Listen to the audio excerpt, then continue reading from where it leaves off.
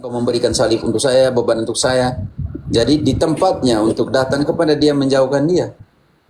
Matius 11 ayat 28 sampai 30, dia undang supaya kita datang kepada dia, tetapi kita menjauh karena beban hidup, karena badai. Lebih mudah Petrus mengatakan, kau tenangkan badai,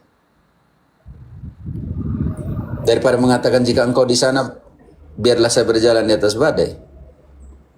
Makanya di dalam Matius 11 ayat 28 sampai 30, Yesus bilang, datanglah kepadaku kalian semua yang lemah letih dan berbeban berat. Robert.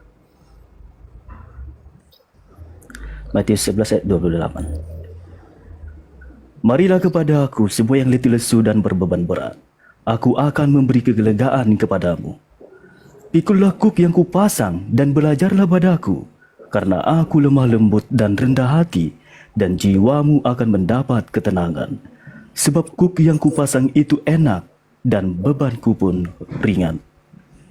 Tidak mudah jadi orang Kristen. Tidak ada propaganda murahan untuk menjadi Kristen, apalagi untuk selamat. Masuk melalui pintu yang sempit. Barang siapa yang ingin menjadi muridku harus menyangkal dirinya, memanggul salibnya dan mengikuti aku. Ikut Yesus tanpa membuang salibnya. Ada satu orang muda selalu mengeluh bahwa dia telah berbuat baik kepada banyak orang, memberikan yang terbaik, lalu orang pergi meninggalkan dia. Mengeluh setiap hari. Lalu satu hari dalam kunjungannya ke rumah neneknya, mengeluh yang sama. Saya telah berbuat baik kepada semua orang, lalu sekarang saya menderita. Orang meninggalkan saya dan semuanya. Lalu nenek itu membawa dia ke taman. Ini tadi pagi sudah Yulita, saya ulangi kembali, penting sekali. Lalu membawa dia ke taman dan sampai kepada bunga mawar yang sudah kering. Lalu neneknya tanya, nak, lihat itu bunga mawar. Dia masih segar atau sudah kering? Dia bilang begini, iya sudah kering. Tapi keringnya setelah memberikan warna dan harum yang terindah untuk dunia. Digunakan di gereja, digunakan di tempat ibadah, digunakan di tempat pernikahan. Dan setelah itu layu, gugur, kering. Lalu bagaimana mawar itu menyalakan orang lain? Anaknya melihat neneknya bilang, ya tidak. Demikian pun hidup engkau telah memberikan yang terbaik. Apa yang dilakukan oleh mawar? Dia akan berpikir selalu bahwa keindahan yang dia berikan itu tergantung juga kepada pupuk yang disirami. Air yang disirami. Tergantung juga bagaimana membersihkan ilalang-ilalang yang ada di sekitarnya. Jadi ketika engkau hanya berpikir bahwa engkau ditinggalkan setelah engkau memberikan yang terbaik, engkau harus ingat bahwa engkau harus kembali memupuk hidupmu, menyirami, menyiangi tanah di sekitar itu dari rumput-rumput, dari ilalang-ilalang. Karena itu ketika engkau melakukan itu, engkau hidupmu akan kembali memberikan mawar yang baru. Bukan orang yang meninggalkan engkau, melainkan engkau yang meninggalkan dirimu sendiri. Karena itu lebih baik orang mengatakan dalam penderitaan adalah mencari kesalahan orang lain, daripada di tengah penderitaan mawar yang kering itu, dia akan selalu berpikir bagaimana menyirami kembali tanah itu, memupuki kembali sekitar bunga mawar itu. Dia berpikir bagaimana membersihkan tanaman kotor di sekitar mawar itu untuk kembali memberikan yang terbaik. Persoalan bukan mereka meninggalkan engkau, tetapi engkau meninggalkan dirimu sendiri.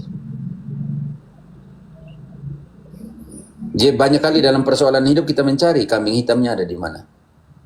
Daripada melihat seperti bunga mawar ketika dia gugur, dia harus berpikir bahwa tanah itu harus dipupuki lagi, harus disirami lagi. Tanaman kotor di sekitar bunga mawar itu harus dibersihkan lagi.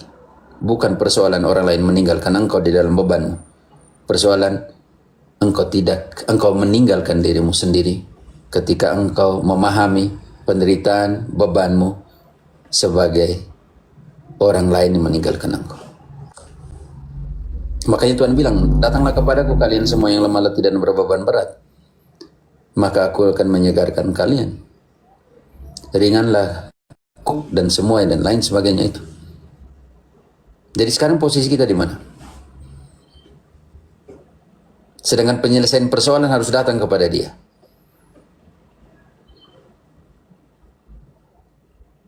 Karena itu hati-hati ketika kita mengalami sebuah situasi. Ada satu kontrario dan ada satu kontradiksi, bukan kontradiksi arusnya berlawanan antara depresi dan kecemasan. Kalau dalam Spanyol namanya depresión y ansiedad. Depresi selalu berurusan dengan masa lalu, kecemasan selalu berurusan dengan masa depan.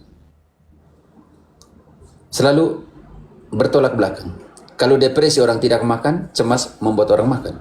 Kalau depresi buat orang tidak tidur, kecemasan bisa membuat orang tidur. Harus terbalik antara dua hal itu.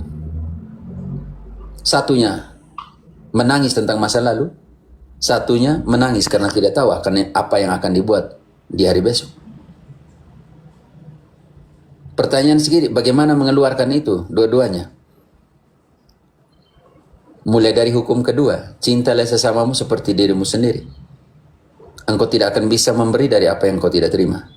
Maaf, engkau tidak bisa akan memberi dari apa yang kau tidak punya. Makanya hukum kedua di dalam Matius, bantu dulu Robert, Matius 22 ayat 39. Matius 22 ayat 39. Dan hukum yang kedua yang sama dengan itu ialah, kasihilah sesamamu manusia seperti dirimu sendiri. Kasihlah sesamamu seperti dirimu sendiri. Seperti tadi, cucu tadi katakan bahwa setelah mengasihi orang lain dan orang lain meninggalkan saya. Neneknya bilang, bukan orang lain yang meninggalkan dirimu, melainkan engkau meninggalkan dirimu sendiri. Kasihlah sesamamu seperti dirimu sendiri. Engkau lupa menyiangi dirimu sendiri. Engkau lupa memberi arti kepada dirimu sendiri. Engkau lupa menyirami dan memupuki dirimu sendiri. Pertanyaan untuk Pankrasio, apa yang lebih mudah? Apa yang lebih benar? Mencinta atau dicintai?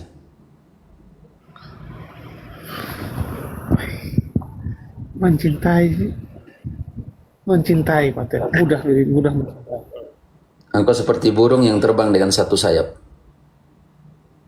Untuk terbang baik, burung membutuhkan berapa sayap? 2 sayap. Pertanyaan selanjutnya. Berapa kali dalam hidupmu engkau benar-benar merasa dicintai, merasa dihargai oleh dirimu sendiri, sungguh-sungguh? Berapa kali dalam hidup? Saya tidak dapat menghitungnya dengan jelas, Pater. Lebih gampang mencintai atau lebih gampang mencintai sungguh-sungguh dirimu sendiri?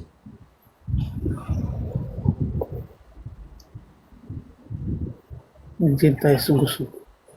Mencintai orang lain itu lebih gampang daripada mencintai diri sendiri. Sekali, Romo. Engkau tidak akan bisa memberi dari apa yang engkau tidak punya. Nata, silakan Nata. Ya,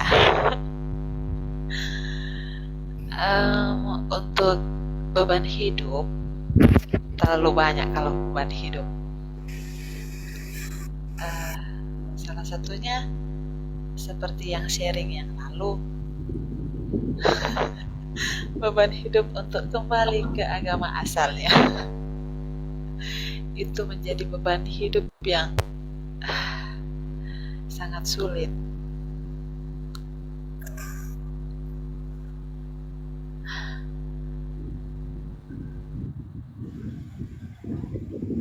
Oke, Natalia, berapa kali engkau mencintai dirimu sungguh-sungguh? Boleh dihitung dengan jari. Berapa kali engkau mencintai orang lain seperti dirimu sendiri?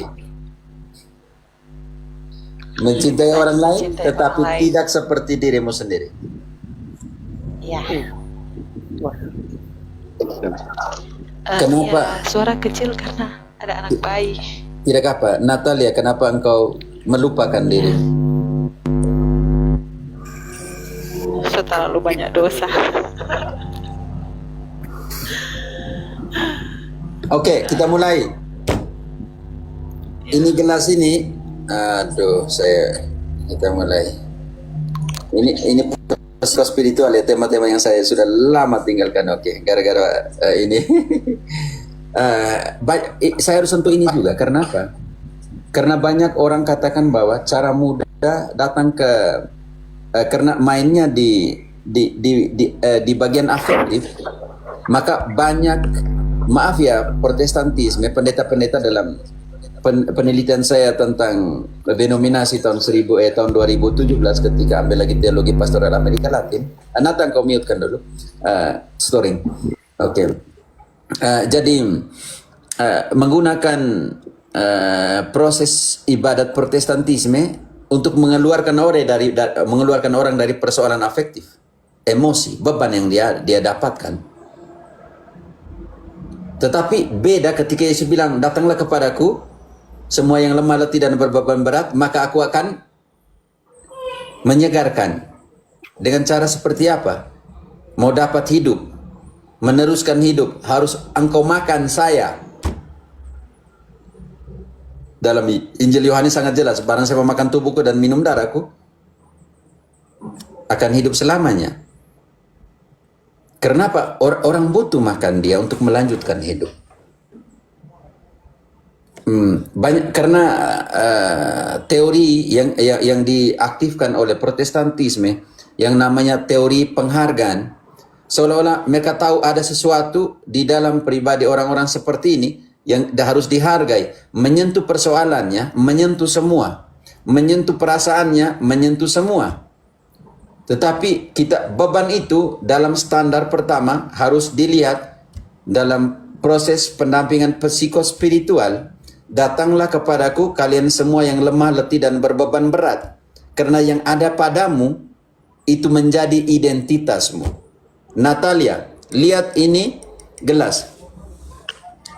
Kalau saya isi kopi, dia jadi apa? Gelas kopi. Kalau saya isi susu di dalam gelas ini, dia akan dinamakan Susu. Kalau saya isi ini kotoran Katolik Apostolik, namanya akan berubah menjadi Gelas kotor. Gelas kotor. atau tempat sampah. Kalau saya isi di sini makanan, dia akan menjadi tempat makanan.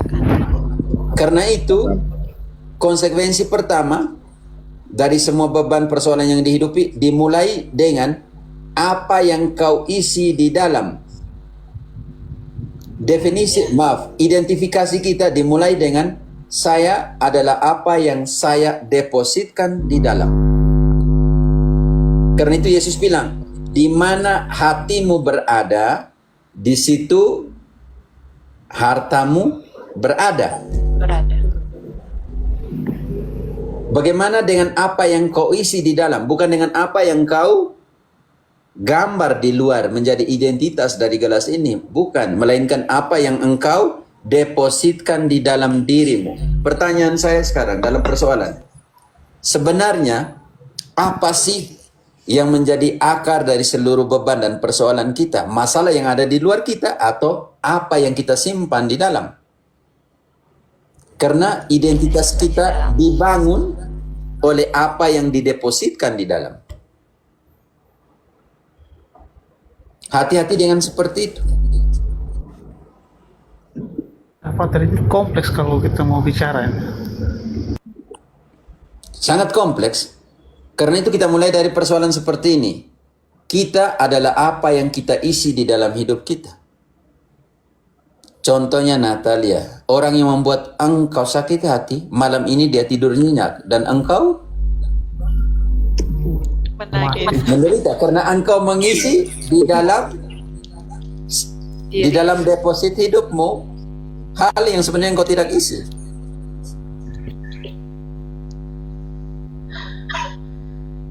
Tetapi banyak hal lain di dalam persoalan yang sekarang, orang lebih memilih untuk menggambar bagian luar menjadi identitasnya. Itu juga didukung dengan perkembangan teknologi digital. Contohnya di TikTok, kita bisa masuk filter, memoles sesuatu di luar, tetapi di dalam tetap sama saya. Dan saya adalah apa yang saya isi di dalam. Dan seolah-olah persoalan kita diselesaikan oleh banyaknya like. Siapa yang, berapa orang yang nonton. Karena itu TikTok juga dan YouTube dan lain sebagainya akan menghargai kamu ketika banyak orang yang nonton kamu. Di sini ada dua yang mendeterminasikan, yaitu filterisasi dan sukaisasi. Engkau menjadi berbeda ketika engkau memasang filter. Tetapi filter itu mempengaruhi kehidupan di luar saja. Sedangkan yang kedua adalah sukaisasi, macam laikisasi. Semua membuat kamu, identitasmu, engkau makin berharga ketika makin orang menyukai. Ternyata bukan itu. Itu yang pertama. Hati-hati apa yang kita isi di dalam, beban atau tidak beban. Yang kedua, yang kita isi di dalam itu mempengaruhi apa yang akan kita lakukan. Ini penting sekali. Apa yang kita lakukan dalam hidup kita itu mempengaruhi sekali, karena yang kita lakukan juga menjadi kriteria dari penghakiman kita. Contohnya di dalam Yohanes 5, Robert ayat 28-29, nanti ketika hari penghakiman, orang baik kemana, yang berbuat jahat kemana? Yohanes 5 ayat 28-29. Dibaca Romo. Iya. Janganlah kamu heran akan hal itu, sebab saatnya akan tiba bahwa semua orang yang di dalam kuburan akan mendengar suaranya, dan mereka yang telah berbuat baik akan keluar dan bangkit untuk hidup yang kekal, tetapi mereka yang telah berbuat jahat akan bangkit untuk dihukum. Berbuat baik dan berbuat jahat. Atau hari penghakiman masing-masing kita di dalam pengadilan pribadi dalam 2 Korintus 5 ayat 10. Omong juga tentang standar moral, perbuatan baik atau perbuatan jahat selama kita masih hidup. 2 Korintus 10 ayat 5, 2 Korintus 5 ayat 10 ya. Ayat 10. Oke.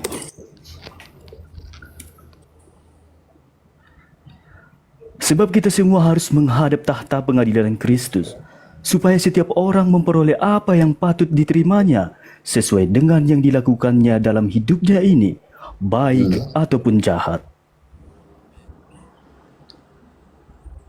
Jadi standar kedua, tadi standar apa yang kita isi, sekarang apa yang kita buat. Kita adalah apa yang kita buat. Robert, kalau engkau setiap hari nyetir, engkau akan dipanggil Driver, Romo. driver. Natalia, kalau setiap hari engkau mengajar, engkau akan dipanggil Guru. Yulita, kalau setiap hari engkau menggosip, engkau akan dinamakan, dipanggil Kang gosip. tukang gosip. Gosip.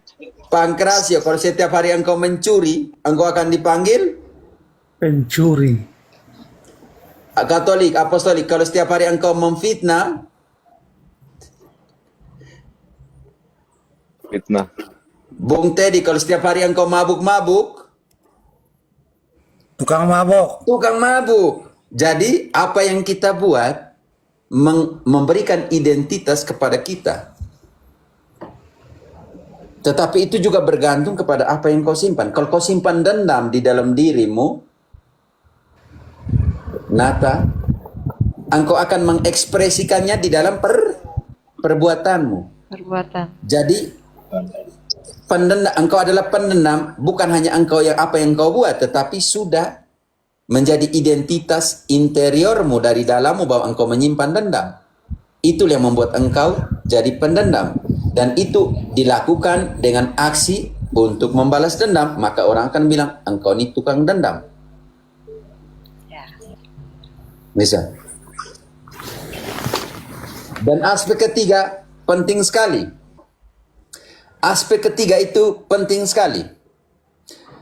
Ambil contoh di Matius 11 ayat 28. Kita jangan 11:28 jangan 11:28. Jangan 11:28. Tentang mengasihi, kamu adalah murid. Identitas kita sebagai muridnya Yesus adalah ketika kita mengasihi orang lain. Artinya ketika kita masih identifikasi persoalan, oke?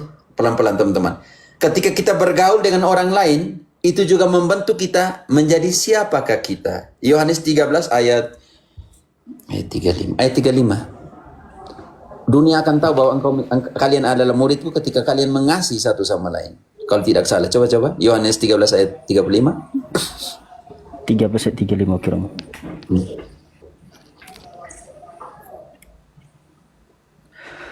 Dengan demikian semua orang akan tahu bahwa kamu adalah murid-muridku, yaitu jikalau kamu saling mengasihi. Artinya pergaulan kita dengan orang lain membentuk identitas kita, Natalia. Yesus bilang begini, kalau kalian mencintai satu sama lain, dunia akan tahu bahwa kamu adalah, identitasmu adalah muridnya siapa? Muridnya Yesus. Karena itu prinsip ketiga, katakanlah dengan siapa kamu bergaul, maka saya akan mengatakan siapakah engkau. Katolik Apostolik atau Luz et Veritas, ada di sini Luz et Veritas? Malam Romo, ada Romo. Luz, Saya dengar tadi. kalau setiap hari engkau bergaul dengan tukang mabuk, engkau akan menjadi apa? Ya, tukang mabuk Romo. Tukang mabuk. Katolik, kalau bergaul tiap hari dengan judi online, engkau akan menjadi apa? Judi online juga. Lama-kelamaan identitasmu dibentuk oleh pergaulanmu. Karena itu katakanlah kepada saya, dengan siapa kamu bergaul, dengan siapa kamu berjalan, saya akan mengatakan siapakah engkau. Ibu-ibu yang pergi ke gereja WK, kalau ada beberapa WK yang tukang gosip, dia bergaul dengan yang WK tukang gosip ini, maka mereka akan menjadi tukang gosip. Tahu nggak? Romo tadi malam itu, padahal dia tidak tinggal dengan Romo. Pulang jam 12 malam. Kau tahu dari siapa? Kau tinggal di pastoran kah? Contoh kecil kan? Contoh kecil seperti itu. Waktu misa tuh dia lirik ke kiri terus. Engkau datang misa, ini mau keterima Yesus atau melihat Romo lirik ke kiri? Lucu kan kita seperti itu Karena itu prinsip ketiga, semuanya ini akan berhubungan dengan beban hidup. Dengan siapa kita bergaul, identitas kita pun akan dibentuk. 3 kriteria dalam pengertian ini. Pribadi, interior, yang kita lakukan, ini penting sekali. Dengan yang kedua tadi, prinsip kedua Natalia, yang kita lakukan, dan prinsip ketiga, dengan siapa kita bergaul. Punya aspek pribadi interior, punya aspek sosial, dan juga punya aspek apa yang kita lakukan setiap hari. Bagaimana kaitkan dengan beban hidup? Dalam 3 posisi itu. Ini penting sekali.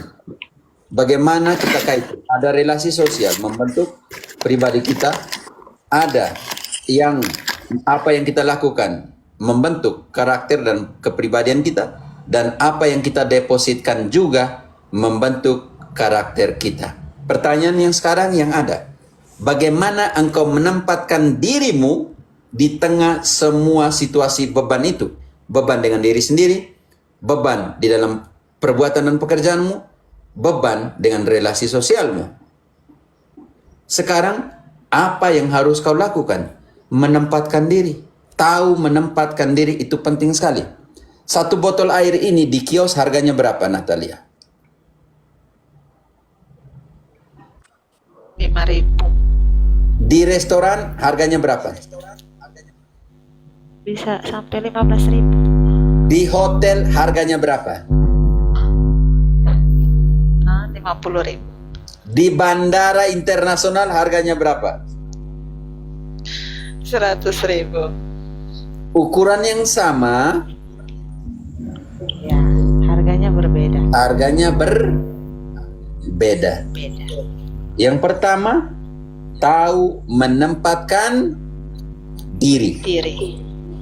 Persoalan di sini, di manakah kita menempatkan diri untuk menyelesaikan persoalan-persoalan kita. Ada yang menempatkan dirinya di tukang gosip, punya masalah dengan suami, hari berikut berita tentang suaminya beredar di seluruh dunia.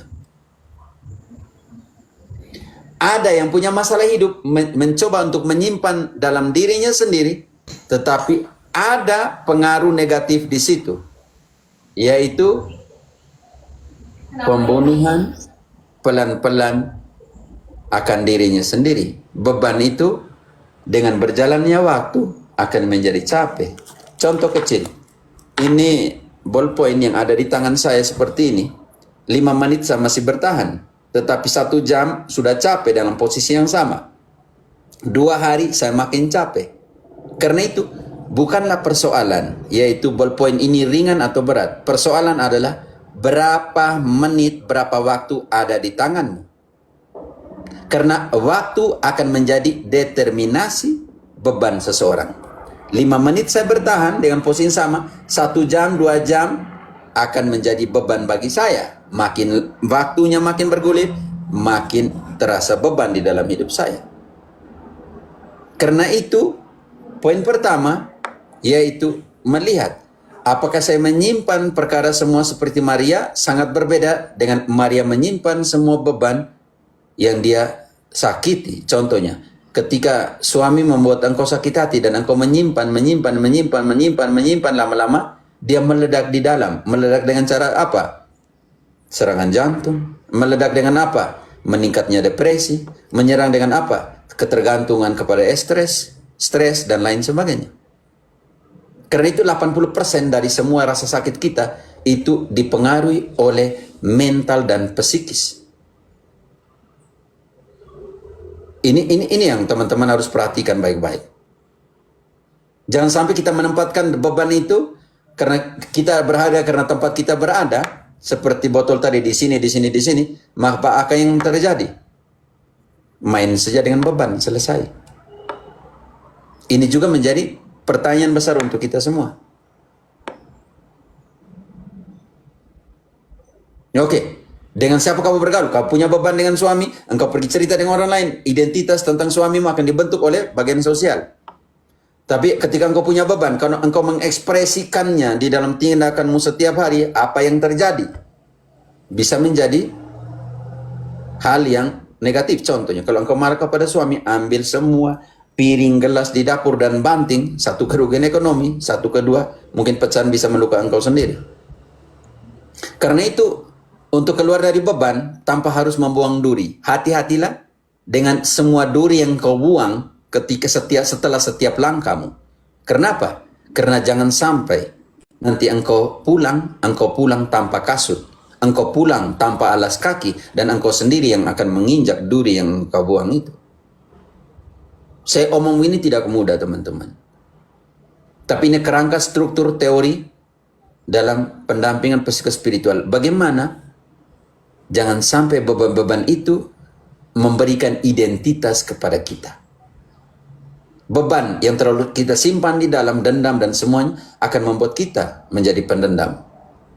Beban yang kita ekspresikan terlalu dalam pengertian negatif, keluar dalam aksi kita, kemarahan dan semua, membentuk identitas kita. Beban yang kepada semua orang kita tularkan, kita ceritakan, itu juga akan menjadi identitas kita. Siapakah kita di hadapan mereka yang kita ceritakan? Siapakah suami saya di hadapan orang-orang yang saya ceritakan keburukan tentang dia? Oke, yang ketiga, kita mulai sedikit penyelesaian dalam pengertian itu. Yang ketiga, proses pencerminan. Ini sangat parah ini dalam pengertian ini. Seorang istri yang baik, setelah menikah mereka pulang ke kampung. Di samping juga ada tetangga, hidup sama-sama. Setiap hari dia lihat dari jendela, dia bilang, suami, sayang, bapak, itu istri dari tetangga itu tidak tahu cuci pakaian, ya kotor banget sih. Hari kedua yang sama. Hari ketiga, suaminya, ketika istrinya bangun pagi-pagi, dia kaget, dia lihat, wow, jam 7 begitu, dia bilang, dia kasih tahu ke suaminya, istri dari tetangga kita sudah tahu cuci, karena lihat saya cuci, mungkin dia ikut bagaimana saya cuci. Coba pakai sabun dan semuanya. Lalu suaminya bilang, "Ibu, Mama, kau keliru selama ini. Tadi pagi jam 5 pagi, saya bangun dan saya bersihkan kaca jendela rumah kita. Yang selama ini kaca jendela kotor, makanya kau lihat pakaian tetangga itu kotor. Tapi sekarang setelah saya bersihkan tadi pagi jam 5 pagi, engkau melihat keluar jendela, engkau melihat pakaian itu bersih. Karena apa? Karena kaca jendela rumah kita sudah bersih." Ini penting sekali. Tahap kedua yaitu bagaimana mentalitas atau cara pandangmu terhadap persoalan. Tidak mudah. Seperti tadi anak cucu tadi katakan bahwa saya sudah menyerahkan semua tapi orang meninggalkan saya. Bukan, persoalan bukan orang meninggalkan engkau. Persoalan bukan ada di luar. Persoalan bagaimana engkau melihat persoalan. Perspektifmu yang melihat sebuah persoalan itu yang menjadi persoalan. Antara 9 dan 6. Kalau engkau lihat dari bawah, seolah-olah itu dia 6, tetapi engkau lihat dari bawahnya, seolah itu 9. Bagi cara pandangmu itu menentukan apakah itu 9, apakah itu 6. Rubah cara pandangmu terhadap sebuah persoalan. Bukan engkau yang ditinggalkan oleh mereka. Bukan istri tetangga tidak tahu cuci.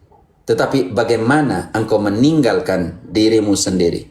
Engkau tidak membersihkan kaca jendela rumahmu, maka ketika engkau melihat keluar, seolah-olah orang lain yang kotor, ternyata jendela rumahmu. Sudut pandangmu, cara pandangmu yang kotor tentang sebuah persoalan. Ini kita diskusi dulu, kan saya sudah omong terlalu sendiri nih. Oke, komen dulu. Saya kira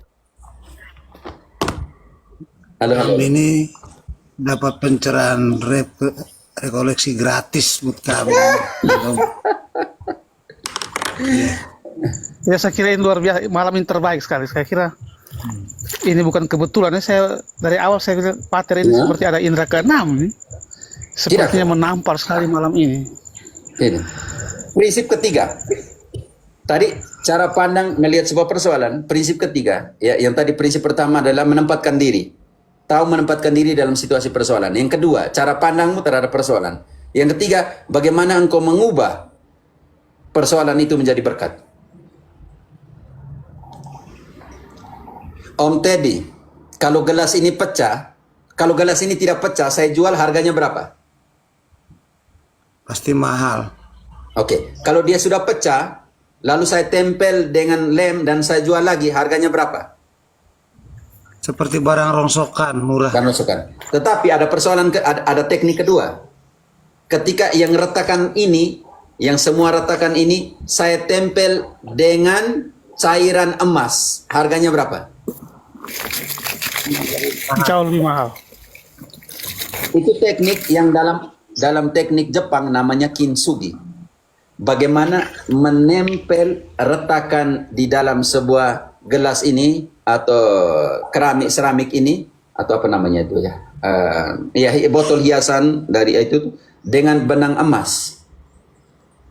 Bagaimana setiap retakan hidupmu engkau tempel baluti dengan benang atau cairan emas. Tidak mudah. Tidak mudah apa? Nanti bekasan luka itu ditempel dengan emas.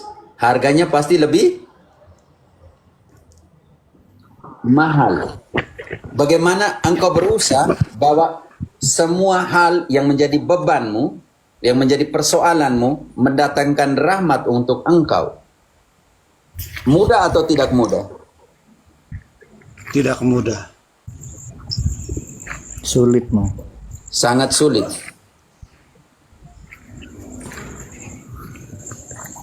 Kenapa sangat sulit?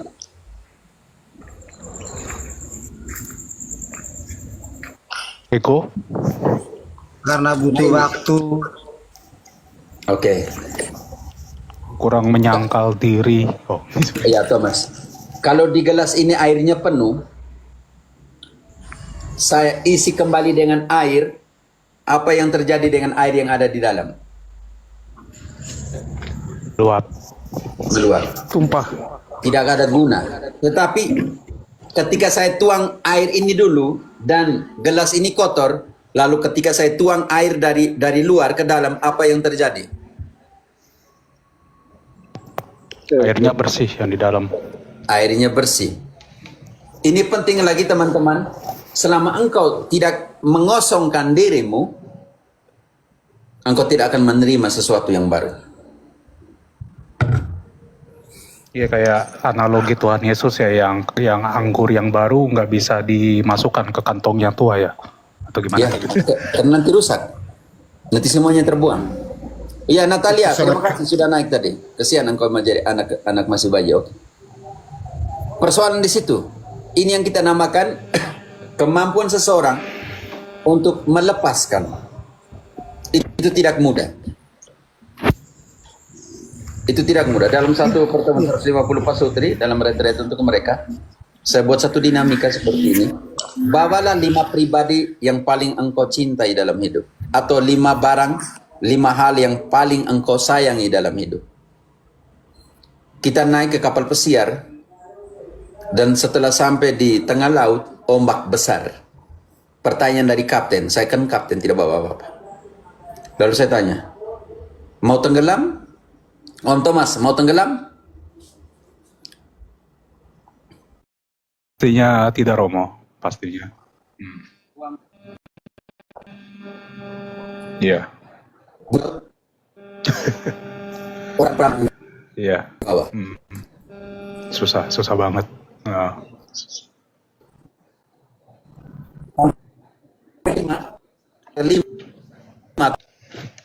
Lima yang bawah. iya. Tidak mudah. Ketika engkau telah melepaskan semuanya itu, Di Tuhan. pengharapan satu-satunya ada di mana? Di Tuhan. Persoalan di situ. Persoalan sebagai manusia, kita susah untuk melepaskan. Itu dinamika yang namanya itu lautan desa pego. Desa pego artinya, susah ya mau terjemahkan ke Indonesia. Desa pego artinya mampu melepaskan. Saya juga. Di tengah badai, ada hal yang harus kita lepaskan. Apa yang terjadi ketika ini Yunus di atas kapal, mereka membuang semua muatannya. Berusaha selamat dengan berusaha untuk melepaskan semuanya. Persoalan bisa terjadi. Tapi ketika engkau mampu melepaskannya, maka lebih mudah unta masuk melalui lubang jarum. Pintu yang sempit itu, ketika unta itu masuk, karena dia menanggalkan semua yang ada, yang dia pikul. Desapego, separation. Desapego itu tidak bisa dikatakan separasi karena desapego itu mampu meninggal. Kan apegar kan melekat. Dia mampu untuk tidak melekat begitu. Pasrahkan mungkin ya, Indonesianya pasrahkan, ikhlaskan.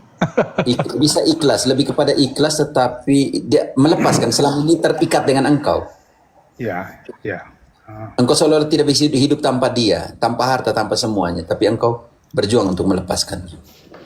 Seperti sebuah lagu, kau lepas semua yang ku, gitu ya.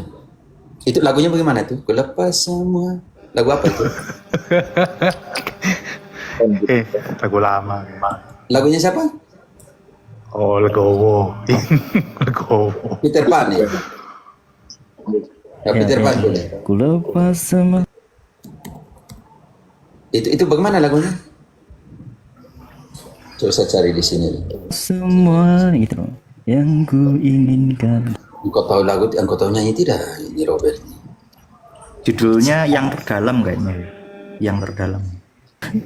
Yang terdalam ya. Tak akan ya gitu Ya, dia. bandnya Noah. Kalau Kalau dulu kalian Peter tahu Pan lagu